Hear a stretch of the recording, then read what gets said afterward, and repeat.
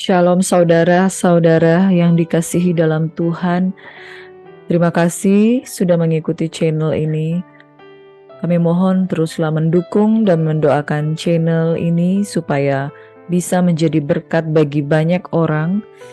Dan sebelum melanjutkan menonton video ini, jangan lupa menekan tombol like, mengisi kolom komen, dan menekan tanda lonceng atau klik subscribe supaya saudara-saudara dapatkan notifikasi atau tanda pemberitahuan video-video terbaru yang kami upload dari channel ini. Kami mengucapkan selamat mengikuti ibadah doa pada hari ini. Tuhan Yesus memberkati kita semuanya. Shalom, salam sejahtera bagi kita semuanya. Tuhan Yesus memberkati.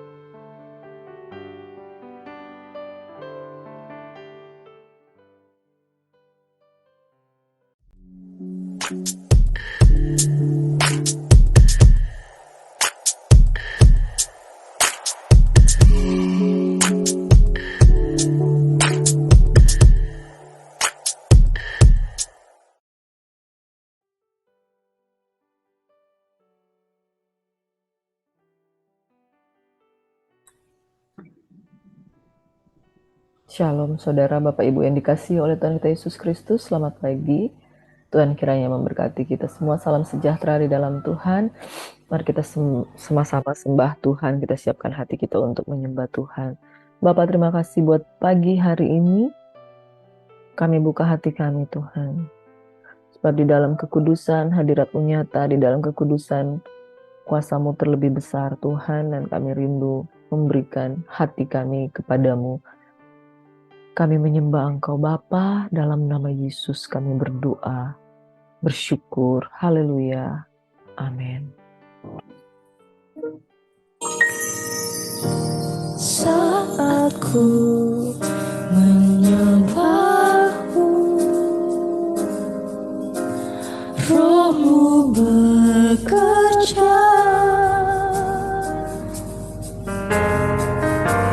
Saat ku memuji-Mu, Kau bertata di atas pujian. Ku angkat hatiku, Ku angkat hati kami Tuhan. ku pandang kekudusan-Mu. Saat ku sembah, ku puji-Mu, ku rasakan kehadiran-Mu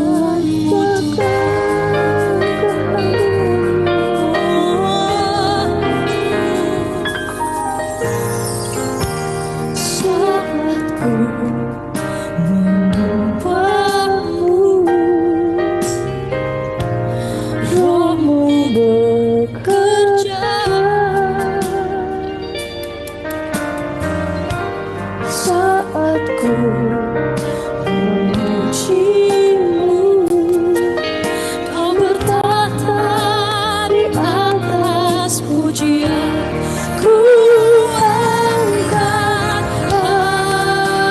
hatiku, ku pandang kekudusan-Mu. Saat ku sembah, ku puji-Mu, ku rasakan kehadiran-Mu Tuhan.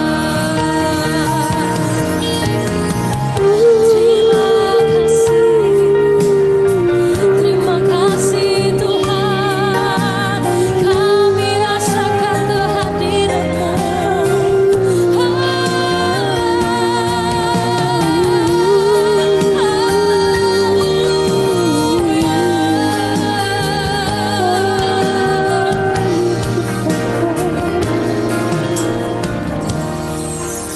Mari Bapak Ibu jemaat semua kita nyanyikan pujian. Ku angkat hatiku, ku pandang kekudusan-Mu. Saat ku sembah, ku puji-Mu, ku rasakan hadirat-Mu Tuhan. Ku angkat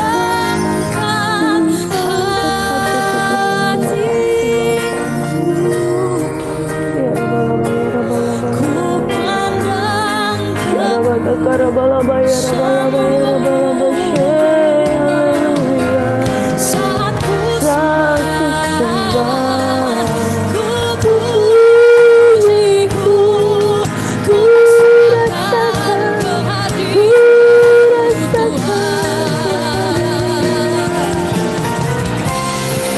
Ku angkat hati, ku pandang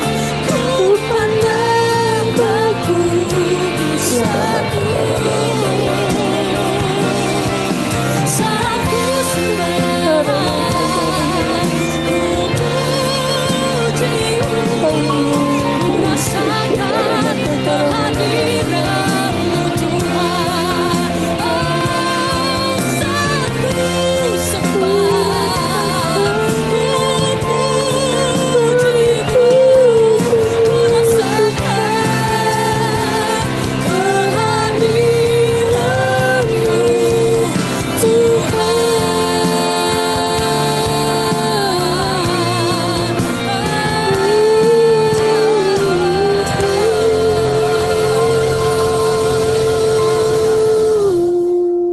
Terima kasih Tuhan, kami merasakan kehadiran-Mu Bapa.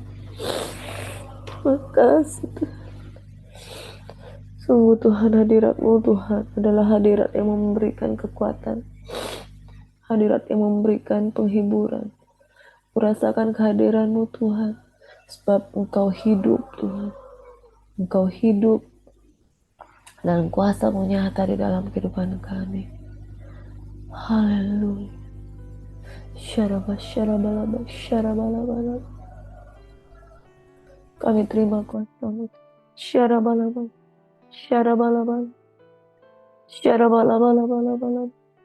Terima kasih Tuhan.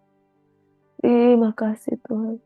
Merasakan hadirat-Mu dalam kehidupan kami. Dalam nama Yesus Tuhan. Kami bersyukur, kami berdoa dalam nama Yesus. Amin. Shalom Bapak Ibu Saudara yang diberkati oleh Tuhan kita Yesus Kristus. Kembali lagi kami mengucapkan selamat pagi, selamat lagi bergabung, selamat beribadah. Pagi hari ini setiap pagi kami menyembah dan meninggikan Tuhan.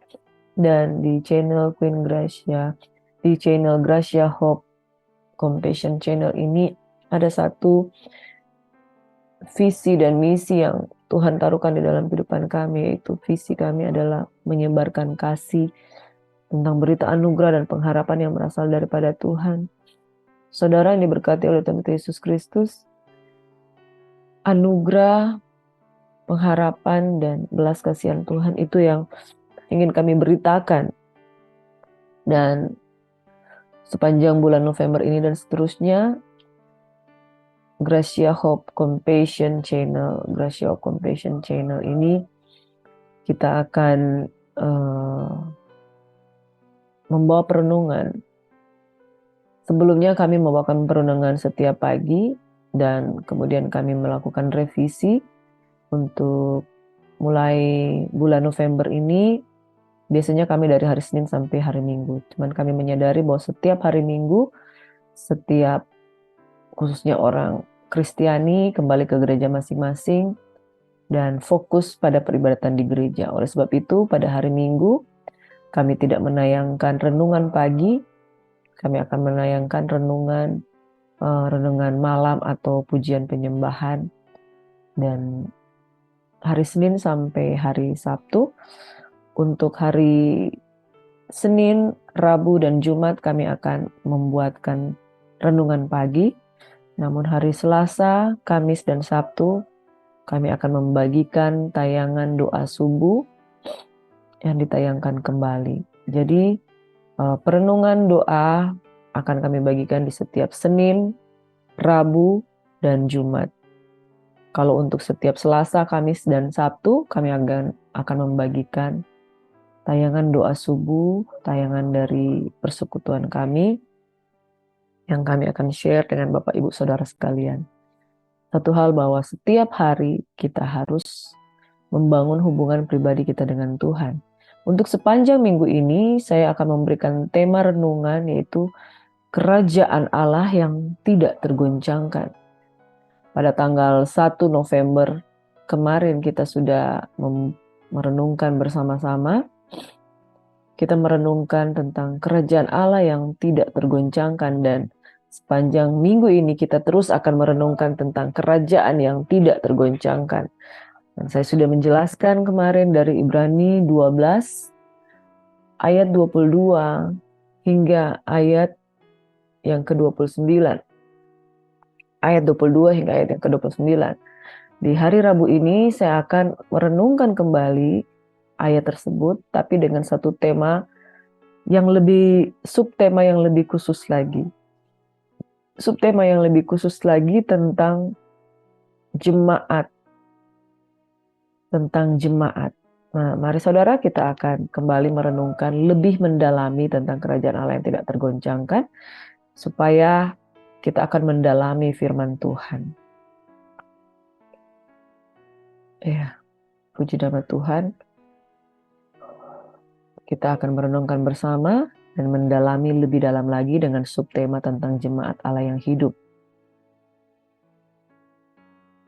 Firman Tuhan kita akan mendalami dari Ibrani 12 yang kita sudah pelajari kemarin, Ibrani 12 ayat 22 hingga ayat 29. Dengan tema kerajaan yang tidak tergoncangkan, saya masuk ke dalam tema yang lebih dalam lagi, yaitu subtema jemaat Allah yang hidup. Di dalam Ibrani 12 ayat 22 hingga ayat 23 berkata seperti ini. Tetapi kamu sudah datang ke Bukit Sion, ke kota Allah yang hidup, Yerusalem surgawi, dan kepada beribu-ribu malaikat, suatu kumpulan yang meriah, dan kepada jemaat anak-anak sulung yang namanya terdaftar di sorga, dan kepada Allah yang menghakimi semua orang, dan kepada roh orang-orang benar yang telah menjadi sempurna. Saudara, berbicara tentang kerajaan Allah yang tidak tergoncangkan, itu berbicara tentang suatu kerajaan kota Allah yang hidup, Yerusalem surgawi. Di sana ada, kita lihat, kita baca, ada beberapa pribadi yang ada di kota Allah yang hidup, yaitu Yerusalem surgawi, yaitu kerajaan yang tidak tergoncangkan, yaitu the unshakable kingdom. Yang pertama di dalam ayat 22 dikatakan ada beribu-ribu malaikat, suatu kumpulan yang meriah. Saudara pernah bertemu dengan malaikat? Saya satu saja, saya belum pernah ketemu dengan malaikat, saudara. Tetapi di kerajaan Allah yang tidak tergoncangkan ada beribu-ribu malaikat, dan malaikat-malaikat ini punya tugas. Mereka punya tugas masing-masing yang diperintahkan Allah untuk bekerja sesuai dengan perintahnya Tuhan. Suatu kumpulan yang meriah, suatu kumpulan yang penuh dengan sukacita. Kalau kita pernah merasakan bagaimana kita bersukacita di dalam pujian dan penyembahan yang luar biasa di gereja-gereja Tuhan, dengan bergirang, dengan damai sejahtera, dengan hadirat Tuhan yang penuh, yang kuat. Di sorga, di kerajaan Tuhan, itu ada sesuatu hadirat yang lebih dahsyat dan luar biasa lagi, yang dipenuhi dengan para malaikat, dengan makhluk-makhluk surgawi, makhluk-makhluk ilahi, suatu kumpulan yang meriah. Bisa dibayangkan bahwa pujian penyembahan yang kita rasakan di dunia ini tidak akan sebanding dengan pujian penyembahan yang kita akan rasakan di sorga. Itu sebabnya saudara, kalau engkau tidak berlatih untuk bagaimana memuji menyembah Tuhan di dunia ini, di sorga nanti engkau tidak akan terbiasa. Jadi saudara, apa yang kita rasakan pujian penyembahan yang dahsyat dan luar biasa bersama dengan para malaikat, bersama malaikat di surga. Itu nilainya sangat tidak sebanding dengan apa yang nanti kita alami di dalam Yerusalem surgawi, di dalam kerajaan kingdom, di unshakable kingdom yang akan kita rasakan satu saat nanti ketika kita ada di kerajaannya Tuhan. Di Bukit Sion, di kota Allah yang hidup di Yerusalem surgawi, yang pertama kita akan bertemu dengan para malaikat, saudara. Para malaikat, suatu kumpulan yang meriah, penuh dengan pujian, penyembahan, dan sukacita. Dan engkau akan bergirang di sana, dan engkau tidak akan dengan susah payah mencari hadirat Tuhan, karena Dia ada di sana dengan terang yang tak terhampiri, saudara, dikatakan. Dan kepada jemaat yang kedua, ada jemaat anak-anak sulung yang namanya terdaftar di surga, saudara. Jemaat anak-anak sulung yang namanya terdaftar di surga. Jadi ada jemaat anak-anak sulung. Kenapa dikatakan jemaat anak-anak sulung? Ini berbicara tentang jemaat Tuhan, penopang Allah yang hidup, jemaat anak-anak sulung, jemaat yang kualitasnya bukan kualitas yang abal-abal, saudara. Berbicara tentang kerajaan, kalau berbicara tentang kerajaan, anak sulung itu sangat diutamakan. Berbicara tentang kerajaan itu anak sulung berbicara tentang putra-putra sulung yang dikhususkan untuk sebuah tujuan-tujuan tertentu. Di sini dikatakan bukan jemaat anak sulung, karena anak sulung itu Yesus Kristus Tuhan, tetapi jemaat anak-anak sulung berbicara tentang jemaat yang dibangun, yang didirikan di atas batu karang yang teguh, dan jemaat ini adalah jemaat orang-orang yang dikhususkan, yang dipilih, dan yang dikuduskan. Saudara, jemaat anak-anak sulung adalah jemaat yang mengkhususkan diri untuk sebuah tujuan kerajaan. Jemaat anak-anak sulung itu namanya terdaftar di surga. Jemaat anak sulung yang memiliki panggilan khusus yang spesifik. Mereka adalah jemaat-jemaat yang melakukan kehendak Allah. Dunia ini sedang hanyut dengan segala keinginannya, tetapi orang yang melakukan kehendak Allah, kehidupannya kekal untuk selama-lamanya. Mereka adalah jemaat anak-anak sulung, jemaat yang dipisahkan, jemaat yang dikhususkan, jemaat yang dikuduskan, dan jemaat yang punya target tujuan untuk melakukan kehendak Allah. Saudara, kalau berbicara soal kerajaan, di dunia ini ada kerajaan-kerajaan yang masih tetap bertahan hingga pada saat ini. Sistem pemerintahan monarki hampir tidak lagi populer di dunia. Yang ada adalah sistem presidensial, yaitu sistem bagaimana seorang pemimpin yang dipilih dari demokrasi, yang dipilih oleh rakyat, dan kemudian didudukan sebagai kepemimpinan oleh karena kompetensi yang dia miliki untuk memimpin. Kalau sistem pemerintahan monarki, sistem pemerintahan kerajaan, orang yang dipilih untuk memerintah itu adalah orang yang mempunyai garis keturunan dari kerajaan tersebut. Dan sistem pemerintahan monarki atau kerajaan itu berbeda. Kingdom itu berbeda dengan sistem pemerintahan presidensial. Dan kerajaan Allah adalah sistem monarki. Dan kalau kita pelajari, saya tidak ingat ada berapa banyak kerajaan yang masih bertahan di dunia ini. Salah satunya yang saya masih ingat yaitu kerajaan Inggris. Dan yang paling populer dan yang paling bertahan dan selama ratusan tahun mereka masih bisa eksis di dalam gaya kepemimpinan yang monarki.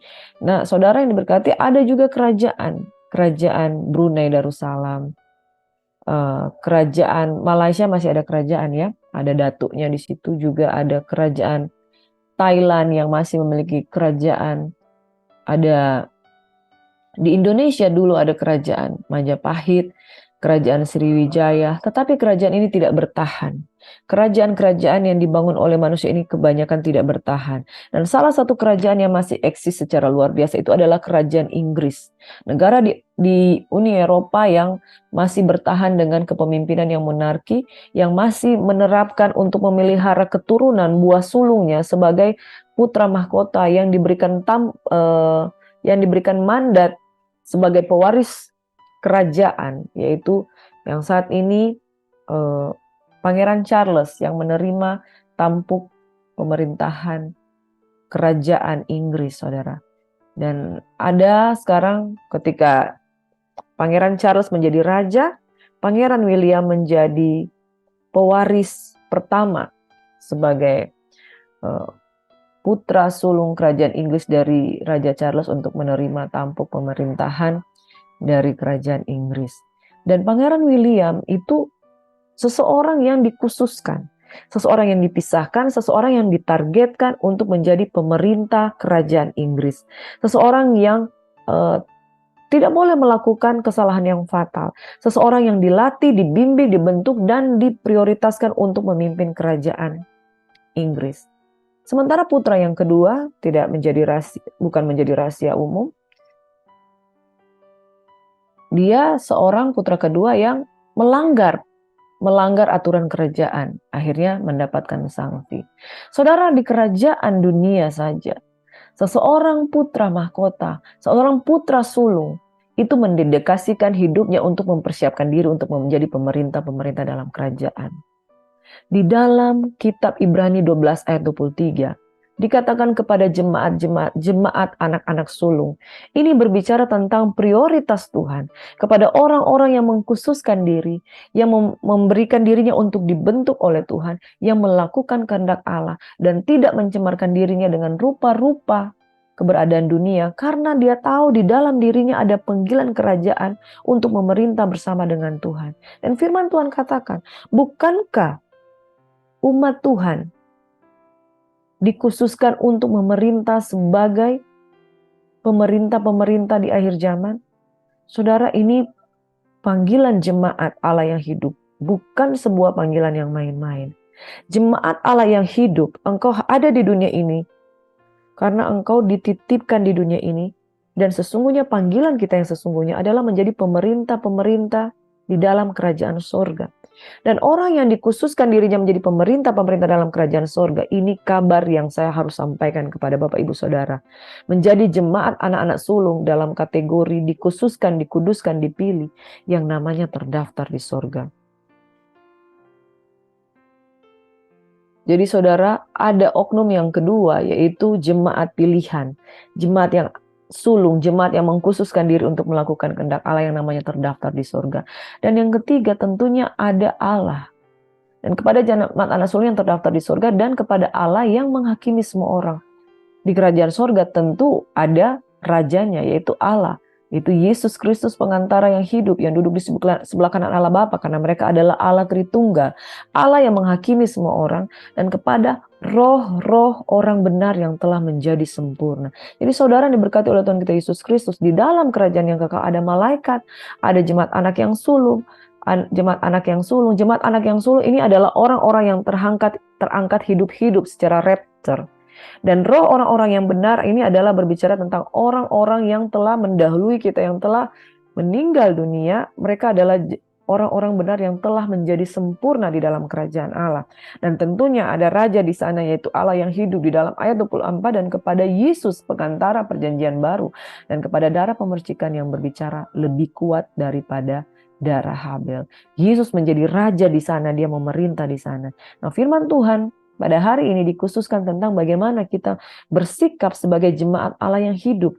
Jemaat yang diangkat adalah jemaat anak-anak sulung yang namanya terdaftar di sorga, jemaat yang mengkhususkan diri dan tidak mencemarkan diri. Saudara, bukan berarti kita tidak mampu berbuat kesalahan di dunia ini. Tetapi ketika kita mengalami godaan, goncangan, kita bangkit dan tetap fokus pada kerajaan Allah. Siapakah itu jemaat Allah yang hidup? Jemaat Allah yang hidup disebut dengan eklesia. Siapakah itu eklesia? Eklesia itu adalah umat Allah yang dipanggil keluar kepada terang Tuhan yang ajaib di dalam 1 Petrus 2 ayat 9 hingga ayat yang ke-10. Tetapi kamulah bangsa yang terpilih, imamat yang rajani, bangsa yang kudus, umat kepunyaan Allah sendiri, supaya kamu memberitakan perbuatan-perbuatan yang besar dari Dia yang telah memanggil kamu keluar dari kegelapan kepada terangnya yang ajaib. Kamu yang dahulu bukan umat Allah, tetapi yang sekarang telah menjadi umatnya, yang dahulu tidak dikasihani, tetapi yang sekarang telah beroleh belas kasihan. Rasul Petrus adalah seorang di dalam kitab Kisah Para Rasul, merupakan seorang Yahudi yang tidak pernah mencemarkan dirinya dengan binatang-binatang haram, tetapi dia dipanggil oleh Tuhan untuk memberitakan bahwa mulai saat ini engkau akan memberikan memberitakan berita Injil kepada orang-orang yang juga di luar bangsa Yahudi.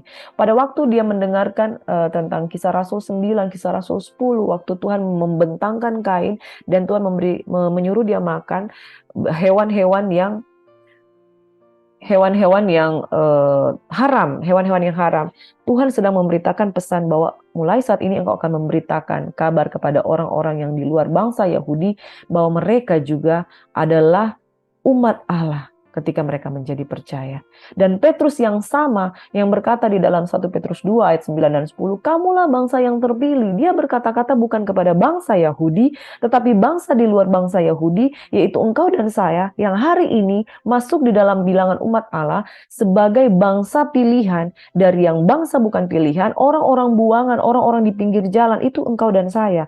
Yang firman Tuhan katakan di dalam kitab Injil bahwa panggillah kepada mereka orang-orang di pinggir jalan untuk masuk di dalam perjamuan, untuk menerima undangan. Orang yang sebetulnya tidak terundang, tetapi orang-orang di pinggir jalan, yaitu engkau dan saya, orang-orang yang di luar bangsa Yahudi, tetapi sekarang dipilih, dipanggil oleh Tuhan untuk masuk menjadi bilangan yang disebut umat Allah.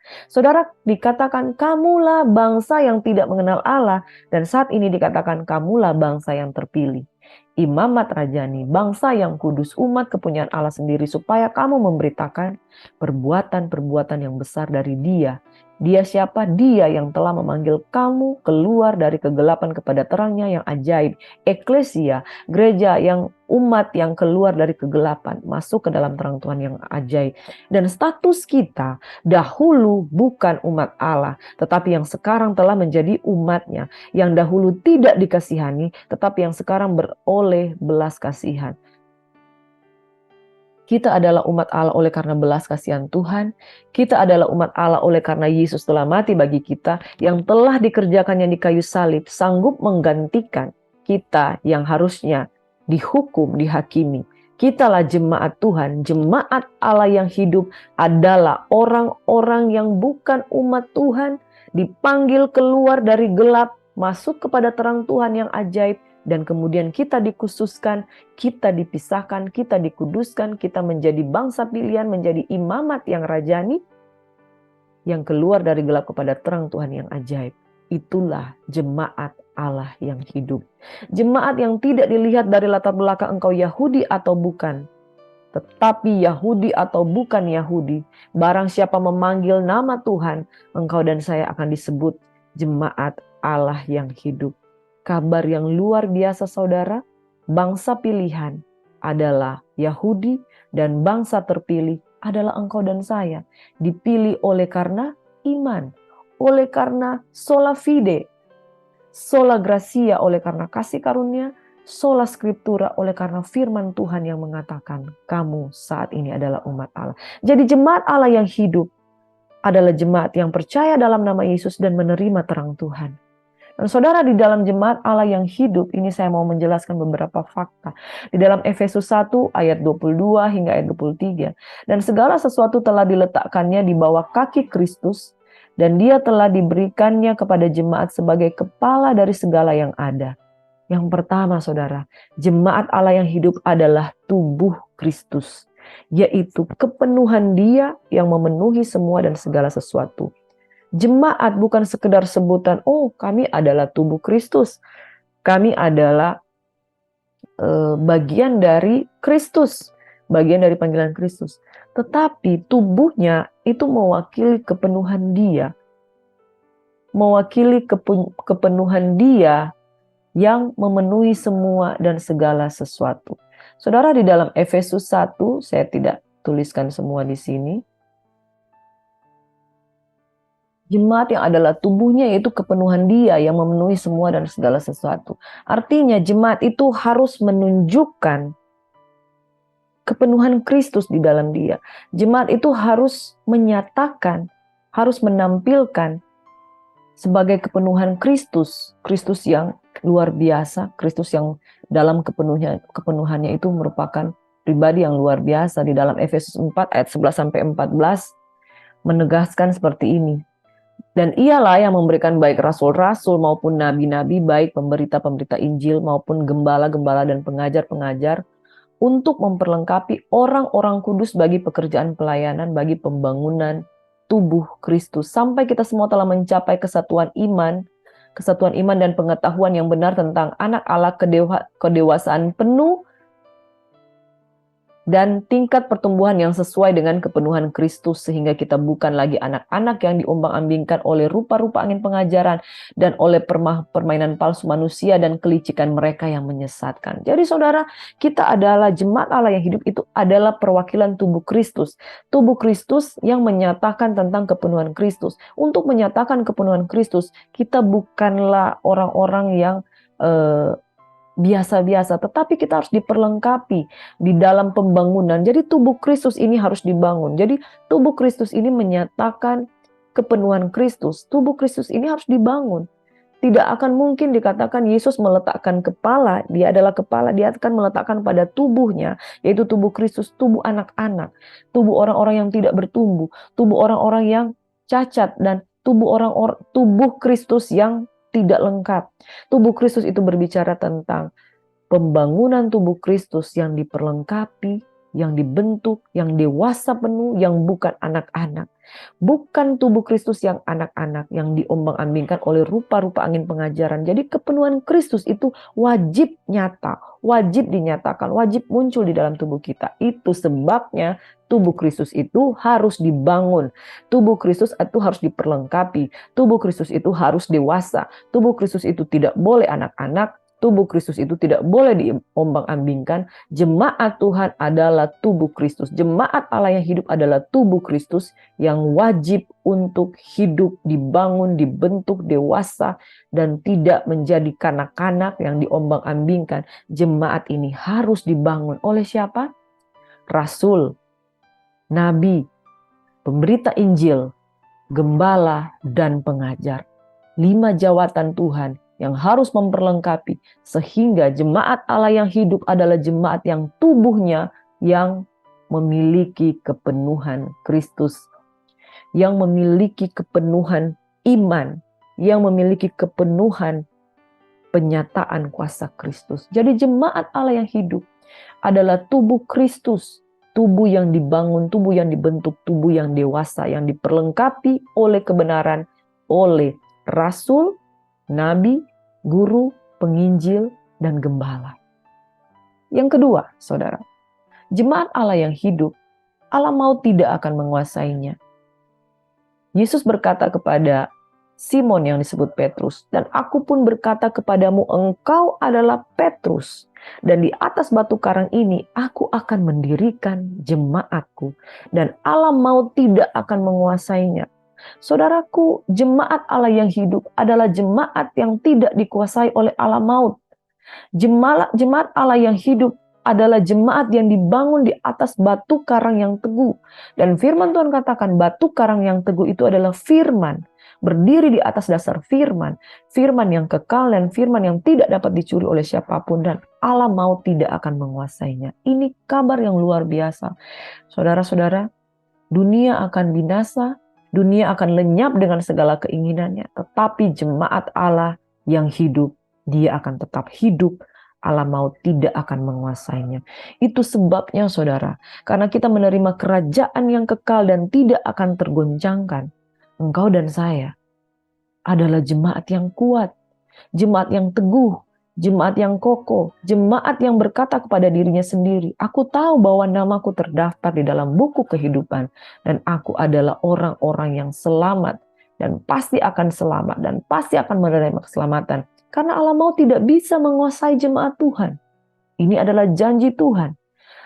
Tidak ada istilah, mungkin kamu selamat, mungkin kamu bisa dikuasai, mungkin kamu tidak dikuasai, atau tidak ada kata mungkin kamu akan mengatasi alam maut. Tidak, tetapi alam maut tidak akan menguasainya. Itu janji Tuhan, itu ketegasan Tuhan.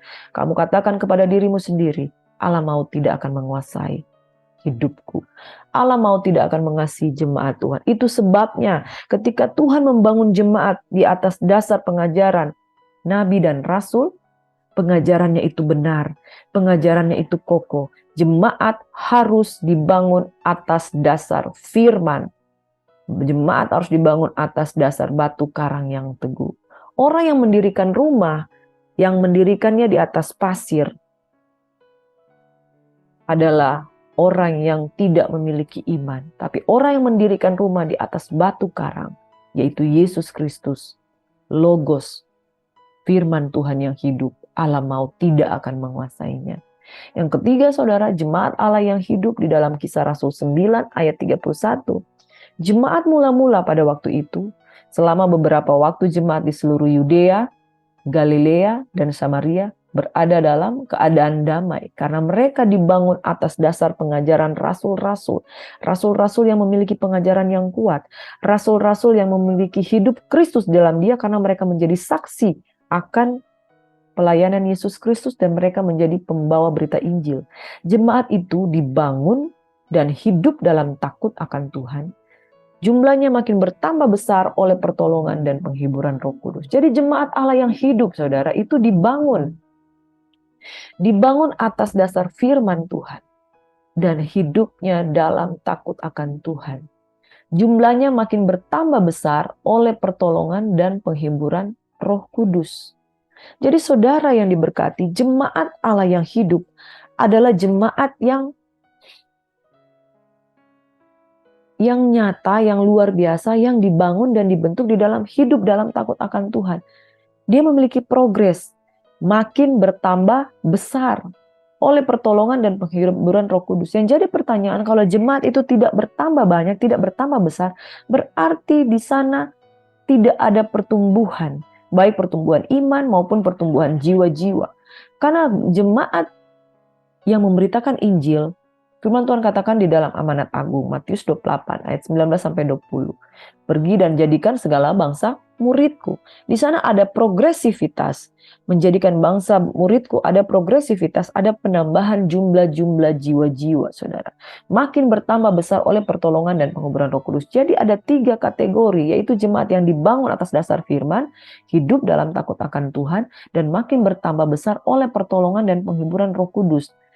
Karena ada roh Tuhan, maka terjadi progres. Oleh karena roh Tuhan, jemaat Kristus itu yang dari awal cuma 12 rasul, 70 murid, kemudian menjadi rasul yang sangat banyak. Dan dalam satu hari Petrus berkhotbah dan 3.000 orang diselamatkan. Jemaat Allah yang hidup adalah jemaat yang progres. Nah, kalau kita lihat sekarang, saudara, apakah jemaat Allah yang hidup ini bertambah-tambah atau justru berkurang? Kita harus memberitakan Injil. Sebab sesuatu yang hidup, dia pasti akan membelah diri. Sel yang hidup, dia akan membelah diri.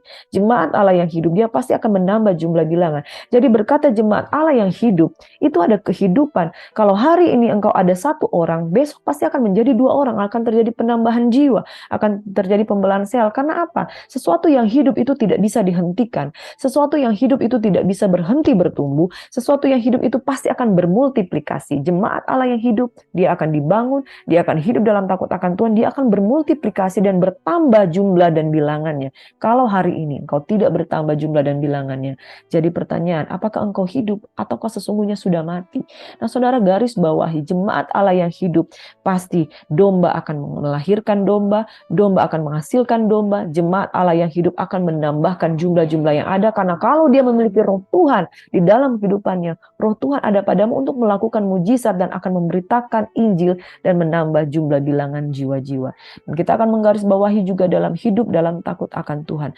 Apa itu hidup dalam takut akan Tuhan? Hidup dalam takut akan Tuhan berarti kita ketakutan. Di dalam Ibrani 12 ayat 28, jadi karena kita menerima kerajaan yang tidak tergoncangkan, marilah kita mengucap syukur dan beribadah kepada Allah menurut cara yang berkenan kepadanya dengan hormat dan takut. Nanti kita akan mendalami tentang hormat dan takut itu besok. Dan hari ini kabar yang saya akan sampaikan. Jemaat Allah yang hidup adalah jemaat eklesia, dipanggil keluar dari gelap kepada terang Tuhan yang ajaib, dari yang bukan umat Tuhan menjadi umat Tuhan, dari yang bukan Yahudi menjadi umat pilihan, dan menjadi imamat yang rajani. Jemaat Allah yang hidup adalah tubuh Kristus, dan tubuh Kristus itu dibangun di atas pengajaran rasul-rasul dan nabi, gembala, guru dan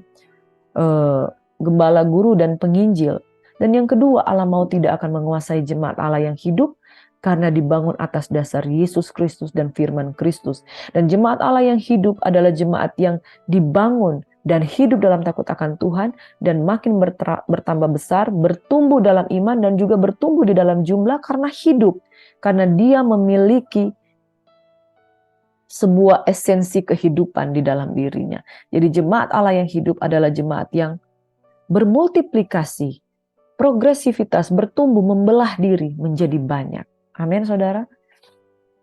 Dan ialah yang memberikan rasul, nabi, pemberita Injil, gembala, dan pengajar untuk memperlengkapi orang kudus bagi pekerjaan pelayanan bagi pembangunan jemaat, pembangunan tubuh Kristus, sampai kita semua telah mencapai kesatuan iman dan pengetahuan yang benar tentang anak Allah, kedewasaan penuh dan tingkat pertumbuhan yang sesuai dengan kepenuhan Kristus, sehingga kita bukan lagi anak-anak yang diombang-ambingkan oleh rupa angin pengajaran, oleh permainan palsu manusia, dan kelicikan mereka yang menyesatkan, saudara.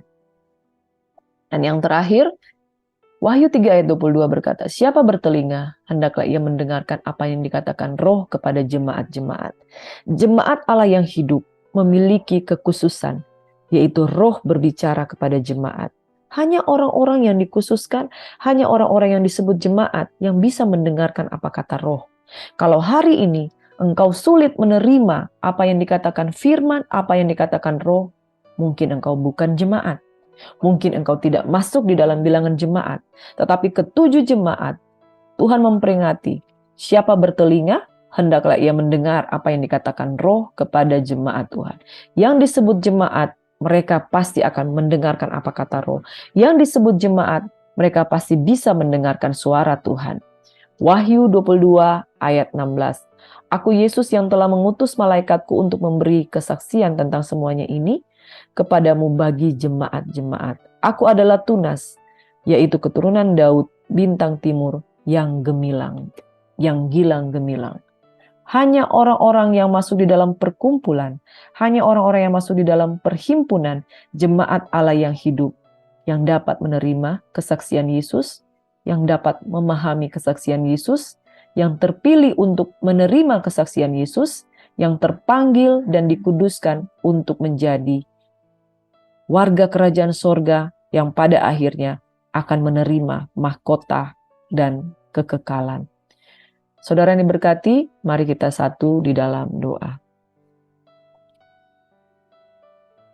Bapa, dalam nama Tuhan Yesus Kristus, diberkatilah setiap jemaat Allah yang hidup, kerajaannya yang kekal, yang tidak binasa, kerajaan maut tidak bisa menguasainya.